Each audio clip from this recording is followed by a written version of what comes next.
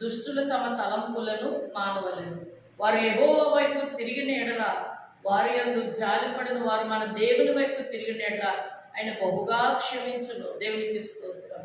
కాబట్టి శోధన అనేటువంటిది, బాధ అనేటువంటిది ఎక్కడి నుంచి వస్తుంది అని అంటే, దేవుడు దొరికినప్పుడు ఆయన బలమును వెతక్కోకుండా, ఆయన ప్రభావంను వెతకకుండా, ఆయన సమీపంలో ఉండగా ఆయనను వేడుకొనుకోకుండా, మన ఇష్టం వచ్చినప్పుడు మన ఇష్టము వచ్చినట్లుగా మనం ఇష్టం వచ్చినటువంటి జీవితంలో మనం జీవిస్తూ ఉన్నప్పుడే మనకి బాధ కలుగుతుందని ఖచ్చితంగా సెలవిస్తూ ఉన్నది. నీ దేవుడని యెహోవా నిన్ను మార్గంలో నడిపించుచున్నాడు. అందుకే భక్తిహీనులు ఏమై ఉండాలంట, తమ మార్గాలు విడవాలి. దుష్టులేమో తమ తలంపులు కూడా మానాలి. ప్రతిసారి కూడా లేఖనాలు మనం ధ్యానం చేసినప్పుడు సూటిగా ప్రభు వాక్య రూపే మనతో మాట్లాడుతూ ఉంటాడు. మీ తలంపుల వంటివి కాదు నా తలంపులు, మీ మార్గముల వంటివి కాదు నా మార్గములు.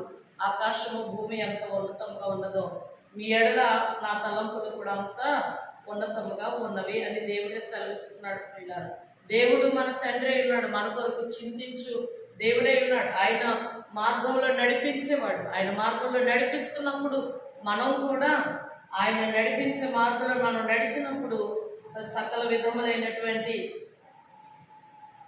పరిస్థితుల నుండి మనము తప్పించుకుని ముందుకు సాగిపోగలం. మరి ప్రతి పరిస్థితి కూడా మనల్ని ఇబ్బందికరంగా ఉంటున్నది అని అంటే కనుక దానికి కారణం ఏంటి అని అంటే, ప్రభు నడిపిస్తున్నప్పుడు ఆ మార్గముల నుండి మనము తొలగిపోవటం ద్వారా మనకు బాధలు కలుగుతాయని ఇర్మియా గ్రంథంలో ఎంత స్పష్టంగా మాట్లాడుతున్నాడు. కాబట్టి ఈరోజు మన మార్గం ఎట్లున్నదో, మన తలంపులు ఎట్లున్నాయో ఒక్కసారి దేవుని ఎదుట మనము సరిచూసుకుని ముందుకు సాగినట్లయితే కనుక శ్రేయస్కరమైన ఆశీర్వాదములతో మనము ఎదుర్కొంటాం. దేవుని శ్రేయస్కరమైన ఆశీర్వాదములతో దేవుడు ఖచ్చితంగా మనల్ని ఆశీర్వదిస్తాడు. పిల్లరా, రాజు తన బలమును బట్టి ఎవరి బలం అంటే దేవుని బలమును బట్టి సంతోషిస్తున్నట్లుగా మనం చూస్తూ ఉన్నాం. కాబట్టి మనల్ని కూడా దేవాది దేవుడు ఆశీర్వదించడానికి సిద్ధ మనసు కలిగిన దేవుడు. ఆయన మాట విని ఆయన తరపు మనం తేరి చూసినట్లయితే తప్పకుండా తన కృపను సమృద్ధిగా మనకు దయచేస్తాడు. అంతేగాని అతని పెదవుల గుండా వచ్చిన ప్రార్థన మానక అంగీకరించును అనే మాట అక్కడ మనం చూస్తున్నాం. అతని మనోభిష్టం కూడా సఫలం చేయించున్నాడు.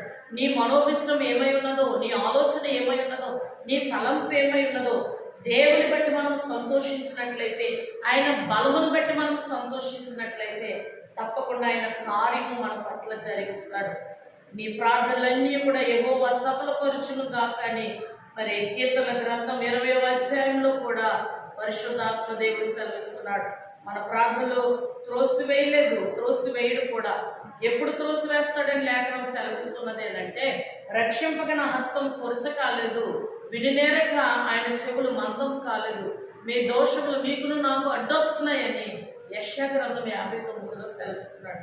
కాబట్టి ప్రియులారా, దేవుడు నడిపించుచున్న మార్గం ఏంటి అని ఖచ్చితంగా మనము మరి జీవగ్రంథమును మనం ధ్యానం చేస్తున్నప్పుడు ఆయన వాక్యము మన త్రోవకు వెలుగై ఉన్నదంట, మన మార్గములకు దీపమై ఉన్నదట.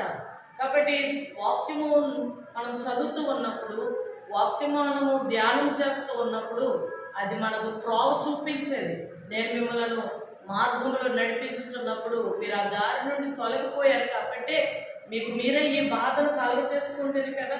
దేవుడు ఏం చేస్తాడు? దేవుడు కూడా మా పట్ల కనికరం లేదని దేవుడు అనేవారు ఉన్నారు. కానీ మనం నడిచిన త్రోవ ఎట్లెళ్తున్నదో, మనం చేసే పనులు ఎట్లున్నాయో ఒక్కసారి మనం సరి చూసుకున్నట్లయితే తప్పకుండా దేవాది దేవుడు మరి ఎల్లప్పుడూ కూడా మన మార్గములను సరళము చేస్తూ తండ్రిగా ఆయన కనపడుతూ ఉన్నారు. తర్వాత ఇక్కడ ఇంకొక మాట కూడా కనపడుతుంది. ఆయుష్ నిమ్మని అతడు నిన్ను వరమడగా నీవు అతనికి దాన్ని అనుగ్రహించి ఉన్నావు. సదాకాలం నిలిచి దీర్ఘాయువు నీవు దయచేసి ఉన్నావు. చూడండి, ఆయుష్ నిమ్మని అడిగినప్పుడంట, ఈ ఆయుష్ నిమ్మని అడిగినా అడగకపోయినా 15 సంవత్సరముల ఆయుష్ భక్తుడిని హిజ్కియాకి ఇచ్చినట్లు మనము